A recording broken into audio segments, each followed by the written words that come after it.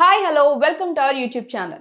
నేను మీకు Radhaiah 2025 Kannada movie review గురించి చెప్పబోతున్నాను.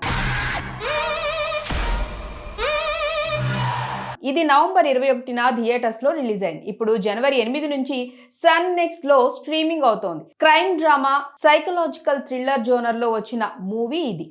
ఇక ఇందులో వచ్చేసి హీరోగా అజయ్ రావు, ఇక హీరోయిన్స్ వచ్చేసి సోనల్ మోంటేరో, ధన్య బాలకృష్ణ, డైరెక్టర్ వచ్చేసి వేదగురు. స్టోరీ ఏంటంటే ఒక సీరియల్ కిల్లర్ రాధేయ పోలీసులకు సరెండర్ అవుతాడు. 36 మర్డర్స్ చేశానని కన్ఫెస్ చేస్తాడు. తన లైఫ్ స్టోరీని ఒక క్రైమ్ రిపోర్టర్ కు చెప్పాలని అడుగుతాడు. ఫ్లాష్ బ్యాక్ లో చైల్డ్హుడ్ ట్రామా, లవ్ స్టోరీ ఎలా సీరియల్ కిల్లర్ అయ్యాడో చూపిస్తారు. చాలా డార్క్, స్లో బర్న్ థ్రిల్లర్ అని చెప్పాలి. ఇక అజయ్ రావు పర్ఫార్మెన్స్ హైలైట్. ఇప్పటి వరకు లవర్ బాయ్ ఇమేజ్ లో ఉన్నాడు ఇతను.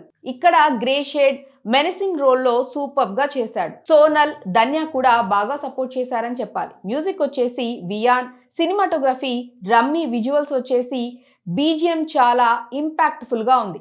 రియల్ ప్రిజన్ లొకేషన్స్ యూజ్ చేశారని చెప్పాలి. అది అథెంటిక్ ఫీల్ ఇస్తుంది మనకి. ఇక ఇందులో ప్లస్ పాయింట్స్ వచ్చేసి సైకలాజికల్ డెప్త్ బాగుంది. అజయ్ రావు యాక్టింగ్, సస్పెన్స్ మెయింటైన్ చేశారని చెప్పాలి. ఎమోషన్స్, క్రైమ్ మిక్స్ బ్యాలెన్స్డ్ గా ఉంది. ఇందులో మైనస్లు వచ్చేసి స్లో పేస్ కాబట్టి కొందరికి బోర్ కొట్టవచ్చు. కొన్ని ఫ్లాట్ హెల్స్ ఉన్నాయి.